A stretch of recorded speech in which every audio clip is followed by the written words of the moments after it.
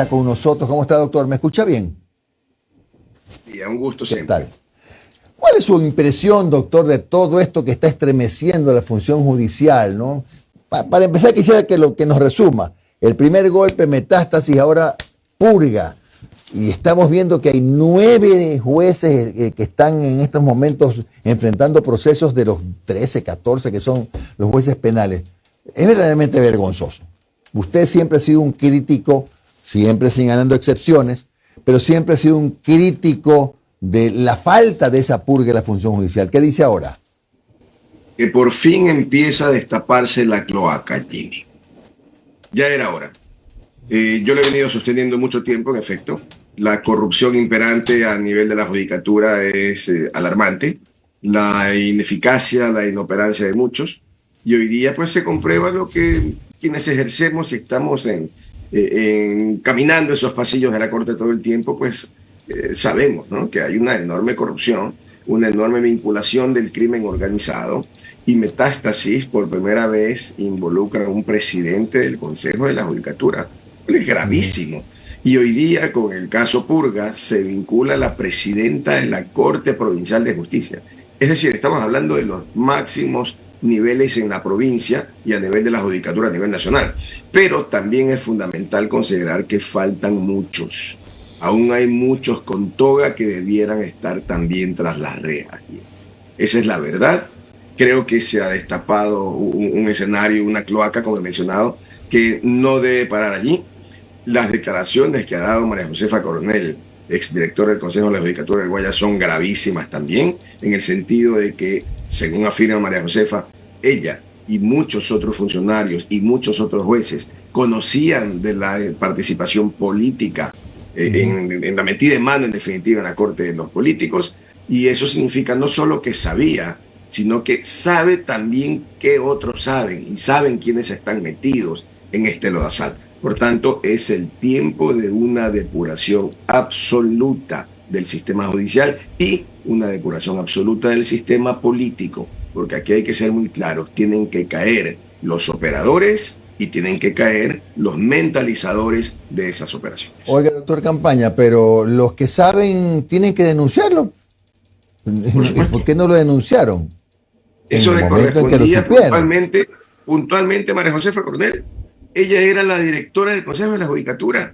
No puede venirnos a decir ahora, un tiempo después, que lo sabía y que incluso le advirtió, por ejemplo, a Jaime Nebot, y que sabía lo que hacía Muentes, y que sabían otras barbaridades. ¿Por qué callaron? Miedo, complicidad, el acomodo, el cuidar su puestito. Yo creo que es gravísimo, gravísimo. Y María Josefa, a quien conozco de época universitaria, pues tiene que ser llamada a la fiscalía para que declare todo lo que sabe y para que además señale quiénes son los otros que sabe y para que nos diga además cuál era el modus operandi real. Pero aparte de eso, Jimmy, que son las cosas evidentes, hay otra instancia, hay otro mecanismo que no se ha activado y es fundamental. ¿Dónde viven los jueces, la mayoría de jueces en este país? Al menos hablo del Guayas. La mayoría pues en los barrios exclusivos de San Borondón y en otros barrios importantes de Guayaquil, con caserones, con carros del año, con 2, 3 hijos estudiando en colegios particulares. ¿Cómo lo hacen? Con el sueldo de jueces. Es evidente que hay enriquecimiento ilícito, pues. Entonces yo me pregunto, Jimmy, ¿dónde está la Contraloría? La Contraloría no existe o juega el juego. Y creo que la Fiscalía haría muy bien, y es facilito. Tomen la declaración de impuesto a la renta, analicen dónde viven, cómo viven y en qué circunstancias, y probablemente tengamos al 90% de jueces allí listos para ser enjuiciados. Oiga, doctor, entonces usted no ve un sesgo político en la investigación que ha hecho la doctora Salazar, ¿no? Sino jurídico, estrictamente. Independientemente de que hubiera, que yo personalmente no creo que exista, no pongo las manos al fuego por nadie, porque las motivaciones que puedan existir, sea que quiera hacer un gran papel la señora fiscal para evitar el juicio político, sea cualquier otra motivación, a mí en este momento lo que me interesan son los resultados. Y los resultados son muy claros. Se está destapando la cloaca con, al fin, presos y gente que va a ser procesada. Entonces creo que eso está muy por encima de cualquier motivación. Lo que sí debe descartarse, y eso lo descarto por completo, es que exista algún tipo de persecución política. Aquí no hay persecución política de ningún tipo. Lo que hay es el destape de actos de corrupción que no son como antes. Antes, ¿qué pasaba? Mire, Jimmy. Antes, los jueces, muchos, buscaban sus amigos abogados y enviaban mensajes a los abogados patrocinadores de causas. Entonces había la invitación para arreglar. Esas eran las pillerías cotidianas, ¿no? Y una muestra de esa pillería cotidiana es de lo que se acusa a Fabiola Gallardo. Ella, a través de sus abogados probablemente, buscó a los abogados del señor Norero para un arreglo, en definitiva, vender sus fallos. Hasta allí, normal la corruptela de siempre, que es lo que agrava la circunstancia hoy. Dos hechos. El primero, que ya esa corruptela es para favorecer directamente a los grupos delincuenciales organizados, lo cual es terrible. Y lo segundo, que gran parte de esa corruptela venía desde los políticos. Entonces, cuando hay la combinación corrupción general, normal, más la corrupción de los políticos, más la corrupción de los grupos delincuenciales organizados, esto ya genera una situación simplemente imposible de resistir o de mantener. Por esto es que tiene que haber una depuración absoluta. Ahora, déjeme decirle algo.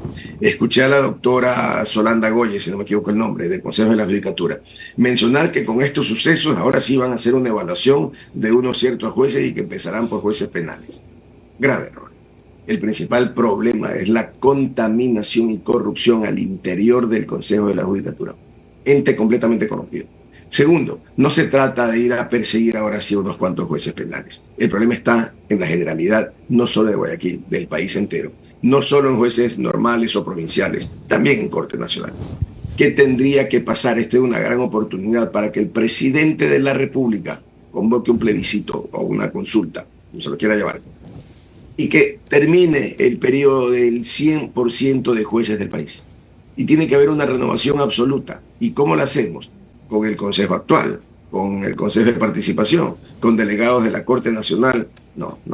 Esto tiene que hacerse con gente de fuera. ¿Con quiénes? Representantes internacionales de la ONU, de la OEA, de las universidades del exterior. Armar un equipo externo, no contaminado, académico, que permita tener un proceso de selección distinto y de renovación distinta para tener una función judicial distinta. De lo contrario, lo que están anunciando en el Consejo, ir a buscar a 5 jueces más, votarlos y reemplazarlos por 5 más, que inmediatamente se meterán en la dinámica, no mejora ni cambia absolutamente nada. Entonces, o lo hacemos ahora, Jimmy, o se pierde una fantástica oportunidad para el cambio. Doctor, buen día. Omar Jaén le saluda. ¿Cómo está, doctor? Hola, gracias Omar, por su tiempo. Día. Doctor, consulta. A ver, toda acción humana tiene que ver con la política. A veces hasta cuando uno que es mandarina tiene que pedir permiso para salir, eso es una negociación política con la esposa. Ahora, ¿cómo eliminar el factor político de la justicia? Porque miren, por ejemplo, a ver, la semana anterior se dio la destitución del señor Murillo. Más lo de Morillo, que ya no estaba en el Consejo de la Judicatura, pero el señor Murillo, vocal, fue destituido con los votos de partidos políticos, incluyendo la RC, el Partido Social Cristiano y el oficialismo, lo destituyeron de la Judicatura. El señor Murillo, en sus declaraciones, bueno, esto es una retaliación política porque era incómodo. Entran nuevas figuras al Consejo de la Judicatura, está todavía pendiente el concurso de jueces, pero el tema es, salen unos, entran otros. Después de 6, 7, 10 meses, sale ese otro y entran o los terceros o regresan los que estaban al principio. Pero todo ligado con el tema político. Insisto, es muy complicado despegarse de lo político, pero hay que intentar estar lo más alejado posible, al menos en temas jurídicos. ¿Cómo blindar a la justicia de la parte política? Usted acaba de dar unas referencias, ¿no? Participación de la ONU, de la OEA, de universidades extranjeras, pero a la larga y con el tiempo, ¿cómo blindar a la justicia de lo político? Varias formas. Lo primero, despolitizando los orígenes. Es decir, no es posible que los órganos rectores, en este caso el Consejo de la Judicatura, se integre con delegados, por ejemplo, del presidente de la República. De las funciones del Estado, claro. De las funciones, porque allí está la política metida. Eso es lo primero, despolitizando el origen. Segundo, blindando estos procesos de juicio político. o estableciendo mayorías en extremo reforzadas. ¿Esto qué significa? Que si hay una asamblea de 140 y tantas personas, no pueda procederse a una destitución, sino con, por ejemplo, la conformidad del 90% de esa asamblea. Es decir, ante una situación ya devastadora en que a la clase política no le queda más remedio que unirse y tomar grandes decisiones. Pero si se mantienen mayorías menores como las que hoy día existen, es muy fácil entonces aglutinar 2 o 3 partidos políticos que quieren tomarse la justicia y a través de la presión o el miedo del juicio político meter las manos y controlar, ¿no? Entonces ahí usted tiene 2 elementos claves y lo otro tiene que haber es respetándose y garantizándose la carrera judicial. El momento en que se nombra un nuevo sistema, una nueva camada de jueces, estos tienen que tener la posibilidad de ascensos, de crecimiento, de desarrollo, de formación, de la opción de que puedan llegar a los altos cargos, pero sin que ese proceso de carrera judicial esté manoseado como está manoseado el día de hoy. Porque el día de hoy está manoseado por 2 formas. Primero, cuando se realizan las evaluaciones, que son evaluaciones dedicadas. Y segundo, cuando, como pasa hoy, no se hacen evaluaciones por muchísimo tiempo. Entonces, estamos allí en una situación de mal funcionamiento institucional. Pero en conclusión, y respondiendo a su pregunta, Omar, primero, despolitizando el origen, y segundo, si no blindando, eliminando, haciendo muy difícil que la política, la asamblea, pueda intervenir. Y le pongo un ejemplo, por ejemplo, perdón la redundancia. Un órgano que hoy día funciona, y digamos que funciona bastante bien, no exento de críticas, es la Corte Constitucional. Ok. La Corte Constitucional no está sujeta al control político, hoy por hoy, de la Asamblea Nacional. Por tanto, sus miembros pueden actuar con muchísima independencia. Eso es lo que tenemos que lograr. Ahora, no se puede, siendo una Corte Constitucional, eso es viable. El sistema judicial debiera también estar lejos del control político, pero sí debería estar sujeto a un control. Y en este caso, ¿quién pudiera ser? La propia Corte Constitucional, por ejemplo. No es la misión natural de la Corte Constitucional, ¿de acuerdo? Pero como máximo órgano al final de la vigencia plena de la Constitución en el Ecuador y como tal garantista de una garantía fundamental que esté en la Constitución, que se llama tutela judicial efectiva. Entonces, si le asignamos a la Corte Constitucional ser el máximo órgano responsable del control de esa tutela judicial efectiva, y si la tutela judicial efectiva se logra a través de la función judicial, bien pudiera estar sometida esta función judicial a la Corte Constitucional, no como órgano superior en sus instancias como tales, porque son caminos distintos, pero sí como el órgano al final capaz de revisar y de marcar las grandes pautas o las grandes directrices, de tal manera que la política y los políticos estén totalmente lejos. Porque además hay una situación fundamental, es la separación de poderes. Y si nosotros permitimos que el Consejo de la Judicatura, por ejemplo, esté sometido al control político de la Asamblea, en nuestro país, en nuestro sistema y con nuestras regulaciones, esa separación de poderes desaparece. Y si desaparece, entonces las bases mismas de la democracia están dolidas, están corroídas. Y eso es lo que impide un buen funcionamiento del poder como tal, porque la función judicial constituye un verdadero poder del Estado. Y en mi opinión es el más importante de los poderes del Estado. Pero si lo sometemos al control político de órganos esencialmente políticos corrompidos, como es la Asamblea, entonces al final el sistema todo se descalabra. Creo que allí hay pautas para pensar en una profunda reforma. Doctor, y para cerrar, a ver, en las varias ocasiones que hemos podido conversar en esta mesa con usted, usted siempre ha planteado el tema de llevar a jueces al exterior para que ellos dicten sentencias allá, dejen nuestras legaciones diplomáticas y bueno.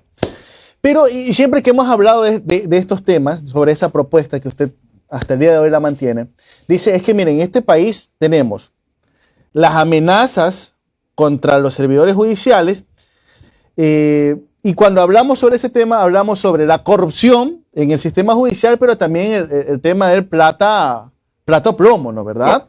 Ya. Pero, oiga, cada vez que estamos viendo estos casos, como que los casos de plata plomo son menores, ¿no? En comparación a la corrupción en la función judicial, ¿verdad?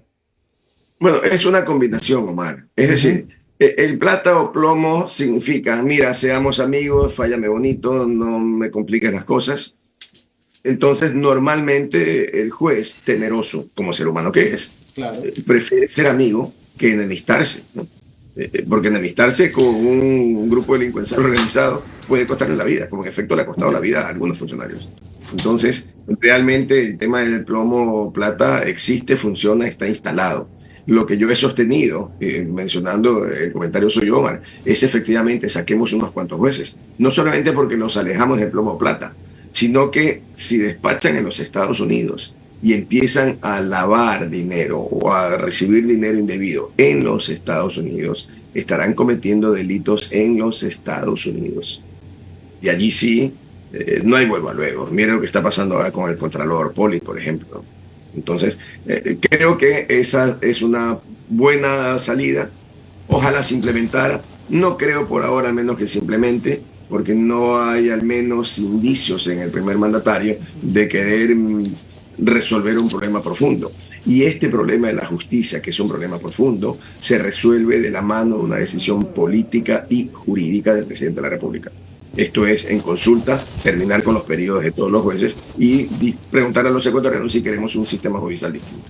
De tal manera Gracias. Que la reforma, hoy por hoy, depende del presidente de la República. Claro que sí. Gracias, doctor Jofre Campaña, fundador de Goberna y Derecho. Siempre un gusto hablar con usted. Abrazo, doctor. Muchas gracias. Nos vemos.